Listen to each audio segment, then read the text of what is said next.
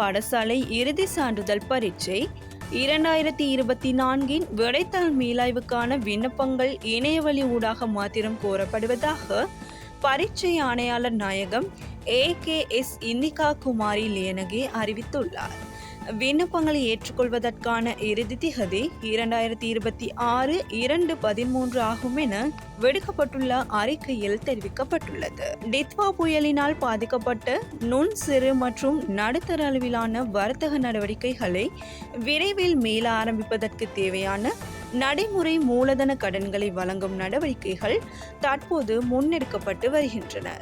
அதற்கமைய கடந்த டிசம்பர் 16 முதல் 3 அரசு வங்கிகள் ஊடாக இதற்கான நடவடிக்கைகள் ஆரம்பிக்கப்பட உள்ளன. அத்துடன் தனியார் வங்கிகள் உட்பட மேலும் 13 வங்கிகள் இந்த கடன்களை வழங்குவதற்கான ஒப்பந்தங்களில் கைச்சாத்திட விருப்பம் தெரிவித்துள்ளதாக நிதி திட்டமிடல் மற்றும் பொருளாதார அபிவிருத்தி அமைச்சின் அபிவிருத்தி நிதியியல் திணைக்கள அதிகாரிகள் தெரிவித்தனர். கல்வி அமைச்சின் சுற்று நிருபங்களுக்கு முரணாகவும் முறையான அனுமதிகள் இன்றியும் வடமாகாண பாடசாலைகளில் தொண்டமானாறு வெளிக்கல நிலையத்தின் பரீட்சைகளை நடத்தும் பாடசாலை அதிபர்களுக்கு எதிராக விரிவான விசாரணைகளை முன்னெடுக்குமாறு இலங்கை ஆசிரியர் சங்கம் கோரிக்கை விடுத்துள்ளது.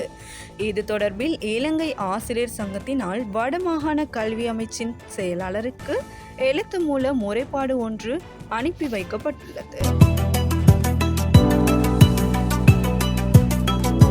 வெளிநாட்டு செய்திகள். இந்தியாவின் 77வது குடியரசு தினம் இன்று கொண்டாடப்படுகின்றது. இதனை முன்னிட்டு கேரளா மாநிலம் கண்ணூரில் குடியரசு தின விழா கொண்டாடப்பட்டது. அதன்போது அம்மாநில தொல்லியல் துறை அமைச்சர் கடனப்பள்ளி ராமச்சந்திரன் மேடையில் உரையாற்றினார். அமைச்சர் பேசிக் கொண்டிருந்த போதே அவர் திடீரென மயங்கினார். அருகில் நின்றிருந்த போலீஸ் அதிகாரிகள் மயங்கிய அமைச்சரை கைத்தாங்கலாக பிடித்துக் கொண்டனர். அமைச்சருக்கு சுயநினைவு வராததை அடுத்து உடனே ஆம்புலன்ஸில் ஏற்றி வைத்தியசாலைக்கு அனுப்பி வைத்தனர். அங்கு அவருக்கு சிகிச்சை அளிக்கப்பட்டு வருகிறது. இந்நிலையில் இந்த விவகாரம் அப்பகுதி முழுவதும் பெரும் பரபரப்பை ஏற்படுத்தியது. சிகிச்சை பெற்று வரும் அமைச்சர் தற்போது நலமுடன் இருப்பதாக தகவல் வெளியாகியுள்ளது. இந்திய கிரிக்கெட் அணியின் முன்னாள் அணித் தலைவர் ரோஹித் சர்மா மற்றும் இந்திய மகளிர் அணியின் தலைவர் ஹர்மன் பிரீத் கவுருக்கு பத்மஸ்ரீ விருது அறிவிக்கப்பட்டுள்ளது. இதனைத் தொடர்ந்து முன்னாள் இந்திய வேகப்பந்து வீச்சாளர் பிரவீன் குமார் மற்றும் இந்திய மகளிர் ஹாக்கி அணியின் கோல் கீப்பர் சவிதா புனியா ஆகியோரும் பத்மஸ்ரீ விருதுக்கு தேர்ந்தெடுக்கப்பட்டுள்ளனர்.